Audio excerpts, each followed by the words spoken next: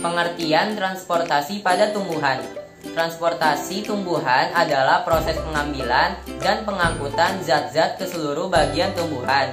Pada tumbuhan tingkat rendah, misalnya ganggang, penyerapan air dan zat hara yang terlarut di dalamnya dilakukan melalui seluruh bagian tubuh. Pada tumbuhan tingkat tinggi, misalnya spermatofita, proses pengangkutan dilakukan oleh pembuluh pengangkut yang terdiri dari pembuluh kayu xilem dan pembuluh tapis floem. Jenis-jenis transportasi pada tumbuhan. Pada tumbuhan tingkat tinggi terdapat dua macam cara pengangkutan air dan garam mineral yang diperoleh dari tanah, yaitu secara ekstravaskuler dan intravaskuler. 1. Transportasi ekstravaskuler. Transportasi ekstravaskuler air dan garam mineral di luar bekas pembuluh pengangkut. Pengangkutan ini berjalan dari sel ke sel dan biasanya dengan arah horizontal. Pengangkutan ekstravaskuler dapat dibedakan menjadi transportasi lintasan apoplas, menyusupnya air tanah secara bebas atau transfer pasif melalui semua bagian tak hidup dari tumbuhan, seperti dinding sel dan ruang antar sel. Di proses ini, air harus dipompa agar bisa menembus sel-sel endodermis. Pergerakan tersebut akhirnya menjadi jalur simplas karena melalui sel-sel peresap atau sel-sel penerus. Transportasi lintasan simplas. Bergeraknya air dan garam mineral menembus bagian hidup dari sel tumbuhan seperti sitoplasma dan vakuola melalui plasmodesma. Pada jalur simplas, air dapat mencapai xilem bahkan silinder pusat. 2. Transportasi intravaskuler. Pengangkutan intravaskuler adalah proses pengangkutan zat yang terjadi dalam pembuluh angkut, yaitu dalam xilem dan floem.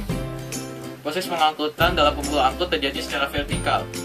Air dan garam mineral diangkut melalui pembuluh kayu atau xilem, sedangkan pengangkutan hasil fotosintesis melalui pembuluh tapis atau floem. Jaringan pengangkut pada transportasi tumbuhan.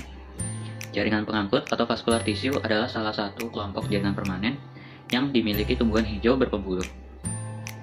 Berdasarkan arah aliran haranya, jaringan pengangkut dibagi menjadi dua. Yang pertama adalah pembuluh kayu atau xilem, yang berfungsi untuk mengangkut air menuju bagian daun. Pembuluh kayu atau xilem tersusun dari serat xilem, parenkim xilem, pembuluh trakeid dan trakea. Yang kedua adalah pembuluh tapis atau floem, yang berfungsi untuk mengangkut hasil fotosintesis menuju seluruh bagian tumbuhan. Pembuluh tapis atau floem tersusun dari serabut floem, parenkim floem, pembuluh, sel pengiring, dan scleroid. Penyerapan cairan oleh tumbuhan.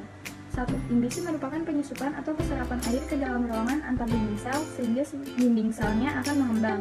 Misal, masuknya air pada biji saat berkecambah dan biji kacang yang direndam dalam air beberapa jam. 2. Difusi. Gerak menyebarnya molekul dari daerah konsentrasi tinggi atau hipertonik ke konsentrasi rendah atau hipertonik. Misal, pengambilan O2 dan pengeluaran CO2 saat pernapasan. Dan penyebaran setetes tinta dalam air. 3. Osmosis, proses perpindahan air dari daerah yang berkonsentrasi rendah atau hipotonik ke daerah yang berkonsentrasi tinggi atau hipertonik melalui membran semi-permeable. 4. Transport aktif. Pengangkutan lintas membran dengan menggunakan energi ATP, melibatkan pertukaran ion Na+ dan K+ atau pompa ion, serta protein kontransfer yang akan mengangkut ion Na+ bersama molekul lain seperti asam amino dan gula. Mekanisme transportasi. 1. Pengangkutan air dan mineral. Air higrokopis adalah air yang menempel pada suatu partikel tanah. Sedangkan air kapiler adalah air yang mengisi ruang-ruang antar partikel yang membentuk film air. Yang menyebabkan air dalam xilem dapat bergerak ke atas melawan gravitasi adalah daya kapilaritas, daya tekan akar, daya isap daun, dan pengaruh sel-sel yang hidup. 2. Pengangkutan hasil fotosintesis. Proses pengangkutan bahan makanan dalam tumbuhan dikenal dengan translokasi. Translokasi merupakan pemindahan hasil fotosintetis dari daun atau organ tempat penyimpanannya ke bagian lain tumbuhan yang memerlukannya.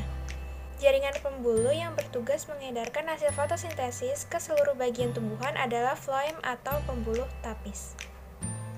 Pengeluaran cairan oleh tumbuhan. Tumbuhan mengeluarkan cairan dari tubuhnya melalui 3 proses, yaitu sebagai berikut. 1. Transpirasi adalah terlepasnya air dalam bentuk uap air melalui stomata dan kutikula ke udara bebas atau evaporasi. Semakin cepat laju transpirasi, berarti semakin cepat pengangkutan air dan zat hara terlarut. Demikian pula sebaliknya. Alat untuk mengukur besarnya laju transpirasi disebut fotometer atau transpirometer. Transpirasi dipengaruhi oleh faktor luar, yaitu kelembapan udara, suhu udara, intensitas cahaya, kecepatan angin, kandungan air tanah, dan angin. 2. Gutasi adalah pengeluaran air dalam bentuk tetes-tetes air melalui celah-celah tepi atau ujung tulang tepi daun yang disebut hitatodal, gutatodal, emisarium. Terjadi pada suhu rendah dan kelembapan tinggi sekitar pukul 4 sampai 6 pagi hari. Dialami pada tumbuhan famili Poaceae atau padi, jagung, rumput, dan lain-lain.